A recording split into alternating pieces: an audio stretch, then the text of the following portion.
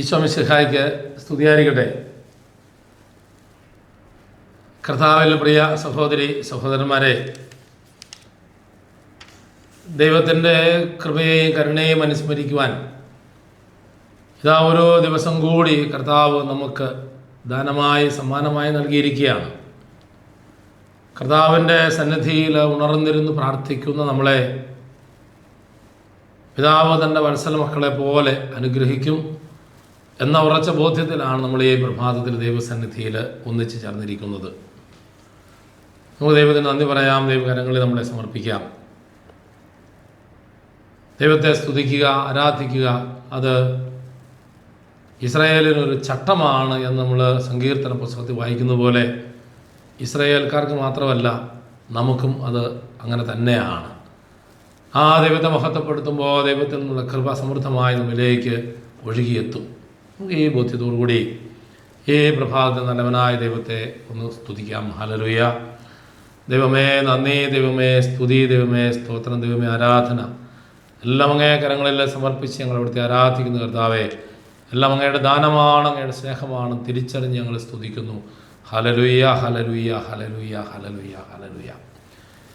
ഈശോയിൽ സ്നേഹിതരെ, നമ്മൾ ദൈവകൃപയുടെ ഈ നിമിഷങ്ങളിൽ ആയിരിക്കുമ്പോൾ ഇന്നേ ദിവസം നമ്മളുടെ കൂടെ ആയിരിക്കാനായിട്ട് കർത്താവ് നൽകുന്ന ഒരു തിരുവചനം നമുക്ക് ധ്യാനിച്ച് ആരംഭിക്കാം. പത്രോസ് എഴുതിയ 1-ാം ലേഖനത്തിൻ്റെ 3-ാം അധ്യായത്തിൻ്റെ 13-ാം തിരുവചനമാണ് ഇന്നെൻ്റെ ചിന്തയിൽ വരുന്ന ഒരു തിരുവചന ഭാഗം. അതിങ്ങനെയാണ്: നന്മ ചെയ്യുന്നതിൽ നിങ്ങൾ തീഷ്ണതയുള്ളവരാണെങ്കിൽ നിങ്ങളെ ഉപദ്രവിക്കുവാൻ ആർക്ക് കഴിയും? നീതിക്ക് വേണ്ടി കഷ്ടതകൾ സഹിക്കേണ്ടി വന്നാൽ നിങ്ങൾ ഭാഗ്യവാന്മാർ. അവരുടെ ഭീഷണി നിങ്ങൾ ഭയപ്പെടേണ്ട, നിങ്ങൾ അസ്വസ്ഥരാവുകയും വേണ്ട. ക്രിസ്തുവിനെ കർത്താവായി നിങ്ങളുടെ ഹൃദയത്തിൽ പൂജിക്കുവിൻ. നിങ്ങൾക്കുള്ള പ്രത്യാശയെപ്പറ്റി വിശദീകരണം ആവശ്യപ്പെടുന്ന ഏവരോടും മറുപടി പറയാൻ സദാ സന്നദ്ധരായിരിക്കുവിൻ. അപ്പോൾ നമ്മൾ വായിച്ച തിരുവചനത്തിൻ്റെ ഭാഗം നമ്മളെ ഓർമ്മപ്പെടുത്തുന്നത്, നമ്മൾ നന്മ ചെയ്യുന്നതിൽ തീഷ്ണതയുള്ളവരാണെങ്കിൽ നമ്മളെ ഉപദ്രവിക്കാനായിട്ട് അല്ലെങ്കിൽ നമ്മളെ തോൽപ്പിക്കാനായിട്ട് ആർക്കും സാധ്യമല്ല. അത് നന്മയുടെ ആൾ രൂപമായിരുന്ന ഈശോയെ തന്നെ മുന്നിൽ കണ്ടുകൊണ്ടാണ് പത്രോസ് ഇത് പറയുന്നത്. കാരണം യേശുവിനെ കുറിച്ച് പറയുന്നത് അവൻ നന്മകൾ ചെയ്തുകൊണ്ട് കടന്നുപോയി എന്നാണ്. നന്മകൾ ചെയ്തുകൊണ്ട് മാത്രം, നന്മ മാത്രം ചെയ്തുകൊണ്ട് കടന്നുപോയവനാണ് ഈശോ. നമ്മുടെയൊക്കെ ജീവിതത്തിൽ ചെറുതും വലുതുമായിട്ട് നന്മ അല്ലാത്തതും സംഭവിക്കാം. ഈശോയുടെ ജീവിതത്തിൽ നന്മ മാത്രം ചെയ്തുകൊണ്ട് കടന്നുപോയി. അതുകൊണ്ട് ആ ഈശോയ്ക്ക് ഉള്ള പ്രത്യേകത എന്താണ് നമ്മൾ പിന്നെ ലേഖന ഭാഗങ്ങൾ വായിക്കുന്നുണ്ട്. ദൈവം അവനെ അത്യധികം ഉയർത്തി എന്ന് പറയുകയാണ്. അതായത് സകല നാമങ്ങൾക്ക് ഉപരിയായ നാമം അവർ നൽകി എന്നെല്ലാം നമ്മൾ വായിച്ച് ധ്യാനിക്കുന്നത് ഇതുമായി ബന്ധപ്പെട്ടതാണ്. അപ്പോൾ നമ്മുടെയൊക്കെ ജീവിതത്തിലും നമ്മൾ വിളിക്കപ്പെട്ടിരിക്കുന്ന യേശുവിൻ്റെ മാതൃക പിൻചൊല്ലാനാണെന്ന് പത്രോസ് ഓർമ്മപ്പെടുത്തുകയാണ്. ഇവിടെ നമുക്ക് നന്മ ചെയ്യുന്നതിലൊരു തീഷ്ണത ഉണ്ടാവണം. പക്ഷെ നന്മ ചെയ്യുമ്പോഴും അതിനൊരു മറുവശം നമ്മൾ കാണുന്നുണ്ട്. നന്മ ചെയ്താൽ അതിനെ വിമർശിക്കുന്നവരും അതിൽ കുറ്റം കണ്ടെത്താൻ പരിശ്രമിക്കുന്നവരൊക്കെ അനവധി ആളുകളുണ്ട്, ഒത്തിരി ആളുകളുണ്ട്. അവർക്ക് നന്മയായിട്ട് മനസ്സിലാക്കാനായിട്ട് കഴിയുന്നില്ല. മറ്റുള്ളവരെ, നമ്മുടെ മലയാളികളുടെ സ്വഭാവം അനുസരിച്ച് ബെടക്കാക്കി തനിക്കാക്കുക എന്ന് പറയുന്ന ഒരു പ്രയോഗമുണ്ടല്ലോ. എന്ന് വെച്ചാൽ മറ്റുള്ളവരെല്ലാം മോശമാണ് എന്ന് പറഞ്ഞ് നമ്മൾ പരത്തുമ്പോൾ നമ്മൾ ഏതാണ്ട് വലിയവരാണ് എന്ന് മറ്റുള്ളവർ ധരിക്കും എന്നുള്ളൊരു മിഥ്യാധാരണയാണ് ഈ പറഞ്ഞ പഴഞ്ചൊല്ലിൻ്റെ അടിസ്ഥാനം.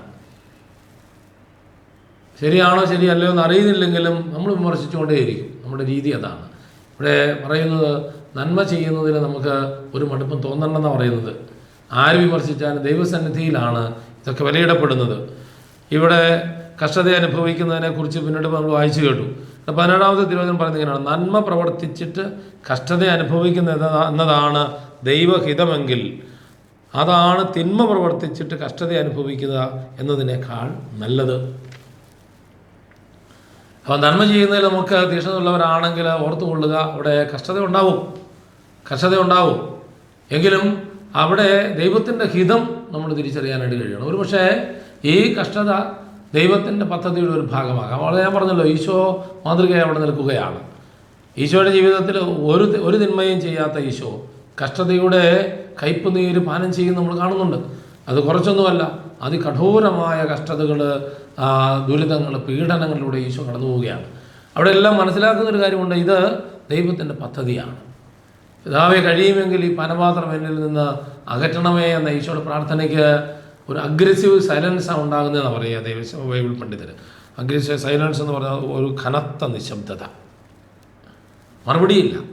ആ മറുപടി നീ പാനപാത്രം കുടിച്ചേ പറ്റൂ എന്ന നിശബ്ദമായ മറുപടിയാകാം. അവിടെയും ഈശോ കീഴടങ്ങുകയാണ്. എങ്കിലും എൻ്റെ ഹിതമല്ല അപ്പാ, നിൻ്റെ ഹിതം നിറവേറട്ടെ എന്ന് പറഞ്ഞുകൊണ്ട് അത് ഏറ്റെടുക്കുകയാണ്. അപ്പോൾ അതുകൊണ്ട് നമ്മൾ മനസ്സിലാക്കുന്നു, നമ്മൾ നന്മ ചെയ്യുന്നവരാകണം. വിമർശനങ്ങളുണ്ടായാലും ചില മനുഷ്യരൊക്കെ ഞാൻ കണ്ടിട്ടുണ്ട്, ഒത്തിരി നന്മയൊക്കെ ചെയ്ത് അവസാനം ആരെങ്കിലുമൊക്കെ കുറേ പേര് വിമർശിച്ച് കഴിയുമ്പോൾ പറയും, ഞാനിനി എല്ലാം നിർത്തി, കാരണം ഇതൊന്നും ചെയ്തിട്ട് കാര്യമില്ല, ഇവനൊന്നും മനസ്സിലാവില്ല, അതുകൊണ്ട് സ്വസ്ഥമായിട്ട് വീട്ടിലിരുന്നു കൂടെ എന്ന് പറയുന്നവരെ ഞാൻ കണ്ടിട്ടുണ്ട് പലരെയും. ഇല്ല, അങ്ങനെയല്ല ക്രിസ്ത്യാനി ചെയ്യേണ്ടതെന്ന് വചനം നമ്മളെ ഓർമ്മപ്പെടുത്തുകയാണ്. നമ്മൾ നന്മ ചെയ്യുന്നതിൽ നിരന്തരം തീക്ഷ്ണതയുള്ളവരാകണം. എന്നുവരെയാണെന്ന് ചോദിച്ചാൽ മരണം വരെ. നമുക്ക് നന്മകൾ ചെയ്തുകൊണ്ട് കടന്നു പോകാം, ഈശോയുടെ നല്ല ശിഷ്യനായിരിക്കാം. നമ്മുടെ ഇന്നത്തെ എല്ലാ നിയോഗത്തെയും കർത്താവ് അനുഗ്രഹിച്ച് ആശീർവദിക്കട്ടെ. അവിടുത്തെ നിറസാന്നിധ്യം നിങ്ങളുടെ കൂടെ ഉണ്ടാകട്ടെ. ഒരു നിമിഷം കർത്താവിനെ സ്തുതിക്കാം. Hallelujah, hallelujah, hallelujah, hallelujah, hallelujah, hallelujah. നമ്മുടെ കർത്താവ് ഈശോ മിശിഹായുടെ അനന്തകൃപയും പിതാവായ ദൈവത്തിൻ്റെ നിരന്തര സ്നേഹവും പരിശുദ്ധ റൂഹായുടെ ഇടമുറിയാത്ത സാന്നിധ്യവും നമ്മെല്ലാവരോടും കൂടെ ഉണ്ടായിരിക്കട്ടെ, ഇപ്പോഴും എപ്പോഴും എന്നേക്കും. ആമേൻ. എല്ലാവർക്കും നല്ല ദിവസവും ദൈവാനുഗ്രഹവും സമ്മാനിക്കുന്നു. നാളെ പ്രഭാതം 5 മണിക്ക് ഈ കൃപാദിന പ്രാർത്ഥനയോട് നമുക്ക് ദൈവസന്നിധിയിൽ ഒന്നിക്കാം, ദൈവത്തെ മഹത്വപ്പെടുത്താം, ദൈവകൃപ പ്രാപിക്കാം. ഈശോ മിശിഹായ്ക്ക് സ്തുതിയായിരിക്കട്ടെ.